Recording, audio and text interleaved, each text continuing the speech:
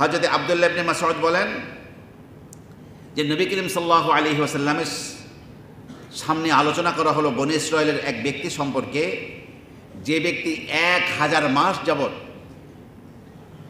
একেবারে যুদ্ধের পোশাক পরেছিল, সর্বদা আল্লাহর রাহে সে 1000 মাস যাবৎ লড়াই করেছিল। তখন আল্লাহ পাক এই সূরা নাজিল করে দিয়ে বলে দিলেন, হে নবী, আপনি ওই ব্যক্তির 1000 মাস যাবৎ সশস্ত্র অবস্থায় কাফেরদের বিরুদ্ধে লড়াই করার জন্য থাকাকে দেখে আপনি আশ্চর্য বোধ করছেন? আপনি এবং আপনার উম্মত যদি মাত্র একটা রাত পায়, ওই ব্যক্তি 1000 মাস যাবৎ সশস্ত্র থেকে যে সওয়াব লাভ করেছে, আল্লাহ পাক তার থেকেও বেশি নেকি আপনাদেরকে আল্লাহ পাক দান করবে।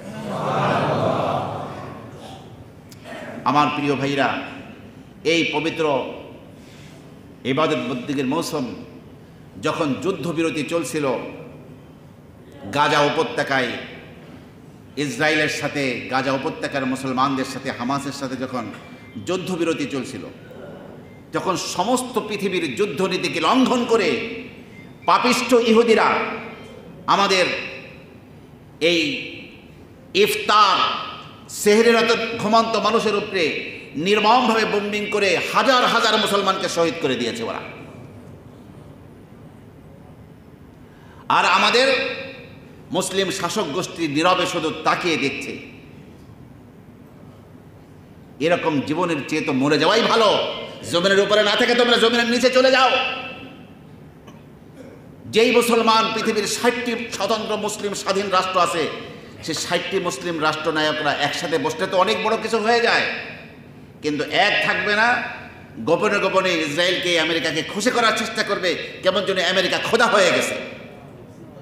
তাকিয়ে দেখো আফগানিস্তানের দিকে, রাশিয়াকে একটু ভয় পায় নাই ওরা, আমেরিকা এবং ন্যাটো বাহিনীকে ভয় পায় নাই। আল্লাহ পাক স্বাধীন সার্বভৌম ইসলামী রাষ্ট্র করার সুযোগ ওদেরকে দিয়েছে। ওদেরকে দিকে তাকাও, ওদের কোনো বড় যোদ্ধা, ওদের এরকম কোনো বড় অস্ত্র ওদের হাতে ছিল না, এদের পায়ে জুতাও ছিল না। আজকে এতগুলো রাষ্ট্রের মাঝে এই ছোট্ট গাজা উপত্যকার মুসলমানদেরকে এইভাবে বম্বিং করে শহীদ করে দিচ্ছে, আর সবাই তাকিয়ে তাকিয়ে দেখছে। এটা যে কত বড় অপরাধ মুসলিম রাষ্ট্রগুলোর, এর চেয়ে বড় অপরাধ আর কিছুই হতে পারে না। এরপরেও আমরা ইসরায়েলি পণ্য হরদম আমরা খাচ্ছি, ভোগ করছি। খবরদার মুসলিম উম্মাহ, এই রমজান মাসের গুরুত্বপূর্ণ জুমায় আপনাদেরকে হুঁশিয়ার করছি, ইসরায়েলি কোনো পণ্য আমরা কিনবো না। রাজি আছে সবাই? কোনো রকমের ওদের পানীয় কিনবো না, ওদের কোনো জিনিস আমরা খাবো না, ওদের কোনো পণ্য আমরা ব্যবহার করবো না। সবাই রাজি আছি? 5 ওয়াক্ত নামাজের পরে ফিলিস্তিনের মুসলমানদের জন্য দোয়া করা আমাদের জন্য অপরিহার্য। মুসলমান হলো এক জাতি, রাসূল বলেন একটা শরীরের মতো, গোটা পৃথিবীর 200 কোটি মুসলমান একটা শরীরের মতো।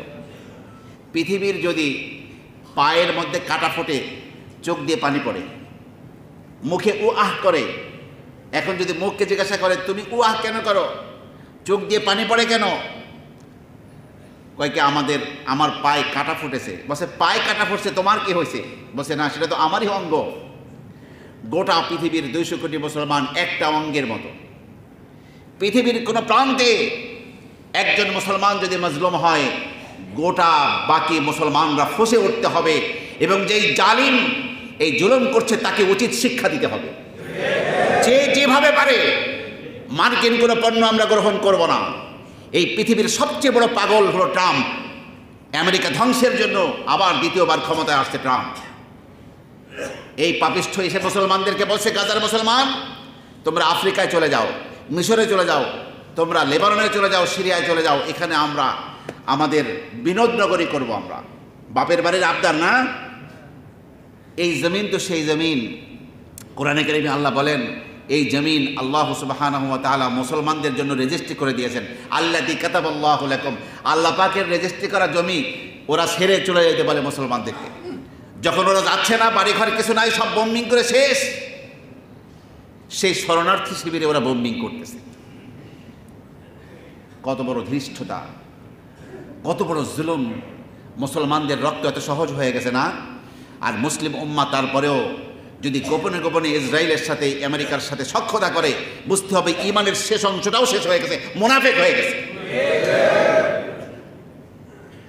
আমরা এই খুতবার মুহূর্তে আল্লাহ পাকের কাছে দরখাস্ত করছি, আল্লাহ এখনো দরখাস্ত করছি তোমার কাছে, ওই ইহুদিদেরকে এবং আমেরিকার খ্রিস্টানদেরকে তুমি হেদায়েত দান করো, মুসলমান বানিয়ে দাও। যদি কপালে হেদায়েত না থাকে আর মুসলমানদের বিরুদ্ধে এরকম পবিত্র মাসে বাড়াবাড়ি করতে থাকে, হে আমার রব, তোমার কাছে এতগুলো বড় দরখাস্ত করছি, তুমি কওমে সামুদকে তুমি ধ্বংস করে দিয়েছো আল্লাহ, কওমে আদকে তুমি ধ্বংস করে দিয়েছো, সেইভাবে ওদেরকে সবলে তুমি নিপাত করে দাও, ধ্বংস করে দাও।